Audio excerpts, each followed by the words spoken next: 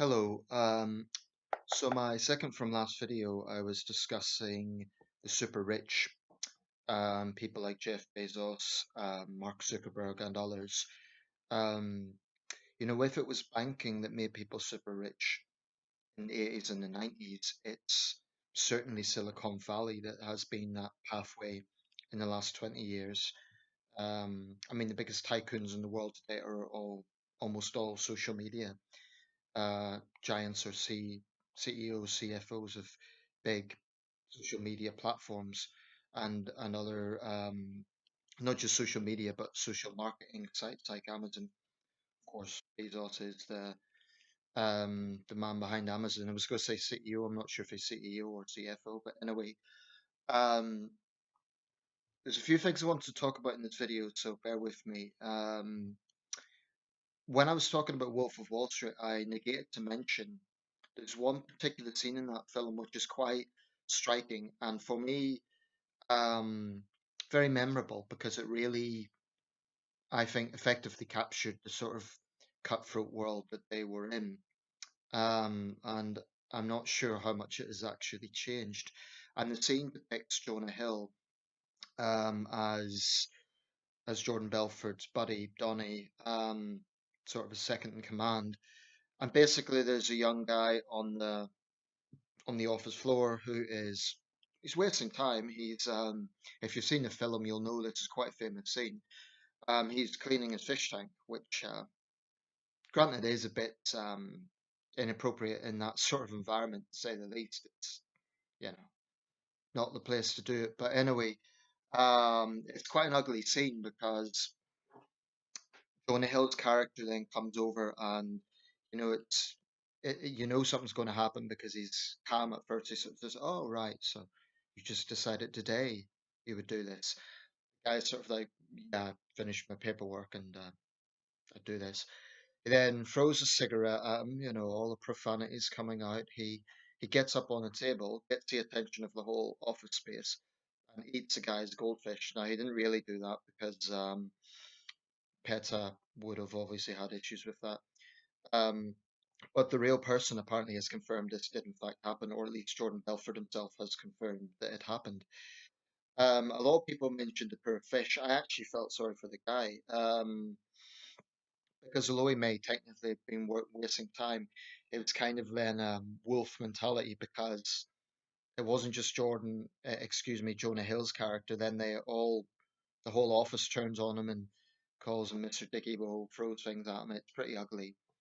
Um, and it just kind of sums up the cutthroat world that they were in, where money is the only commodity. Human beings don't matter. In any other environment, he would simply be asked to not waste time or face dismissal, but that certainly wouldn't be seen as an appropriate approach to it. Um, but anyway, I thought I'd just mention that. It's not really the main subject of this video, but it is related to it because another major running theme of Wolf of Wall Street is, of course, the debaucherous lifestyle. Um, and this is something that's always come with power and wealth. This morning I was watching the film The Libertine with Johnny Depp, 2004, about the second Earl of Rochester, John Wilmot. It's quite a debaucherous film. It's set in Restoration England. And then, as with now, there was perks to privilege. And by the way, with privilege, I'm not talking about any sort of demographic, just people who are better off, who have a comfortable life. But there's a particular thing I want to talk about, and it's featured in Wolf of Wall Street. And I also saw it in another film recently, Rocket Man, the Elton John biopic.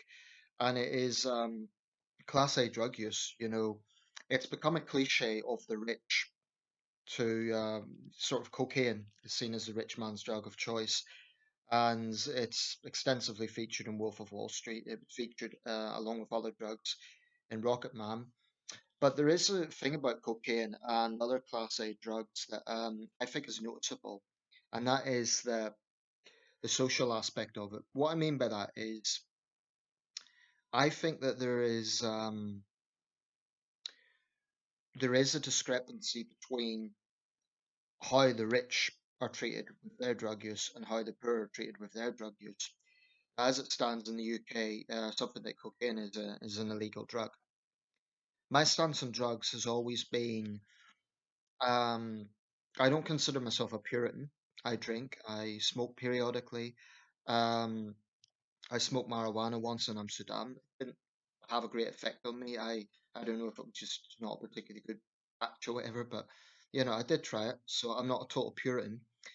Um, but I'm not a fan of drugs. I'm just going to say that, and I don't care how people see that. I'm not. I just don't think that it's anything that can take that sort of control away from you. I'd certainly be wary of. But I also can easily imagine that there are certain environments, like celebrity social circles, um, high pressure financial circles, where when you have a narcotic that's easily available, I mean, I could say, oh, I would never do that, but I don't know. Maybe I would fall into it as much as anyone else. But here's the thing, it's illegal. And this is something that seems to be forgotten in the drug debate. Um, People talk about why people do it, peer pressure, or it's a social convention, whatever. Call me old fashioned, but whatever happened to right and wrong, i.e., don't break the law. I mean, this is something that's, I think, quite apparent with particularly Class A drug usage. It is very illegal. Yet, in certain environments, it seems to be rife, and I'm sure it is rife. A few years ago, Sadiq Khan made a point about rich drug users in London fueling uh, the filthy trade. And I think he was right.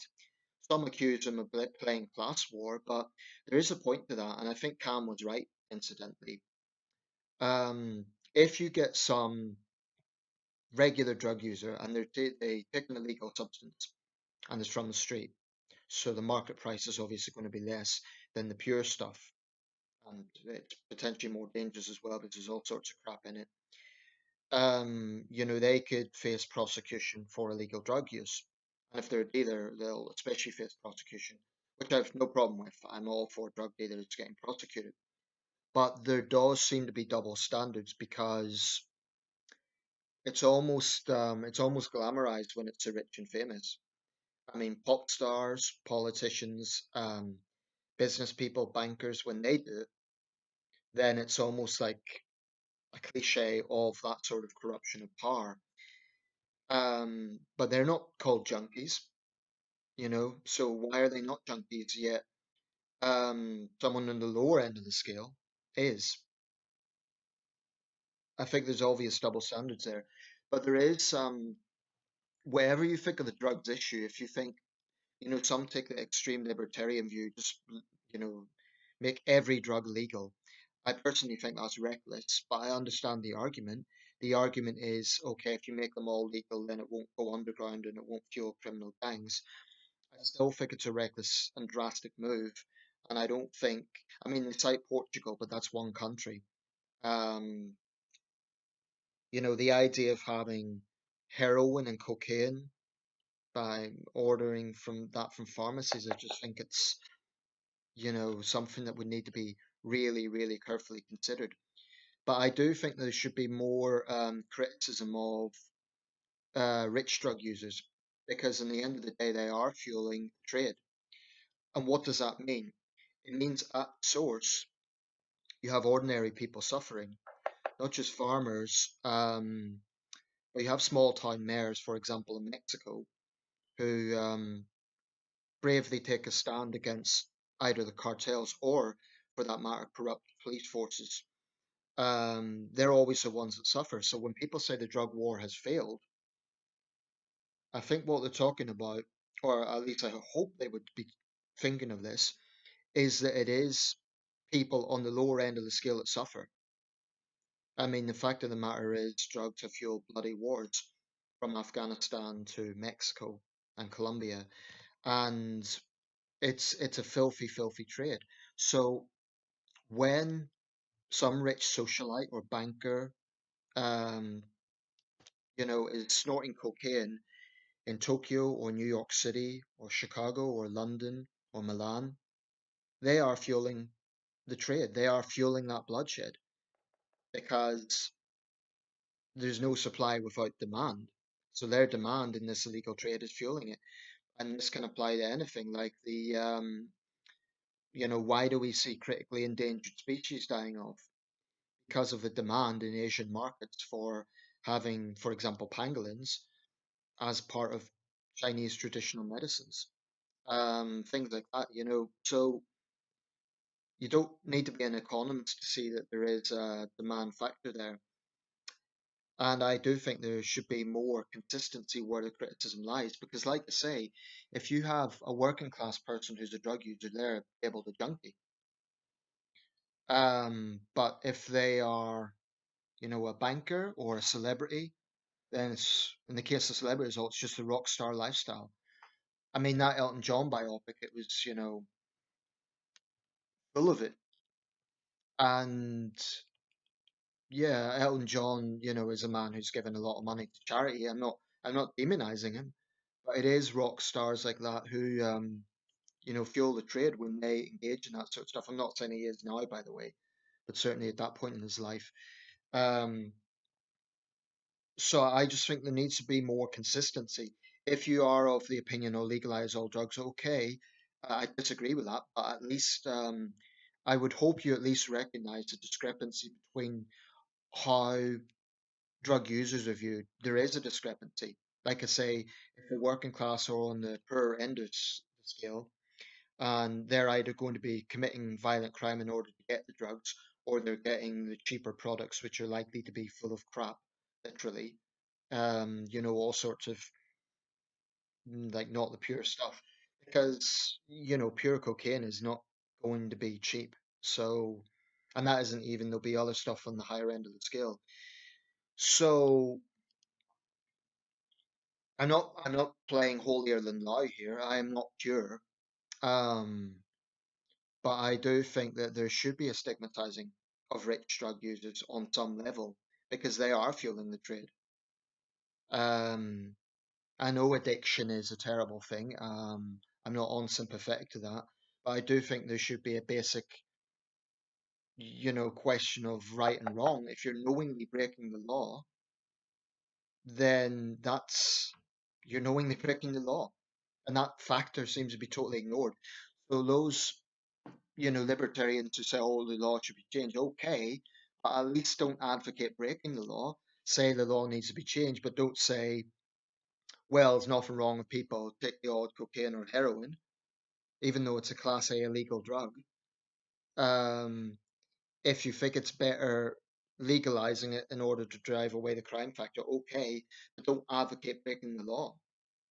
And whatever you think of that, it is illegal.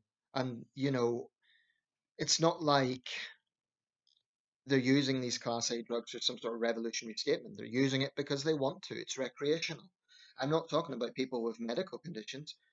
I'm talking about, the sort of lifestyle as mentioned in Wolf of Wall Street and Rocket Man, where it's pure hedonism. Um, so let me know your thoughts. I appreciate not everyone will agree. Some viewers might say, "Oh, Nathan, I believe in legalizing all drugs." That's not my position. I think that would be reckless. But even if it is, I hope you would at least agree that there is double standards in how rich drug users are treated compared to poor drug users. I mean, they get away with far too much. How often do we hear, for example, about police raids on socialites?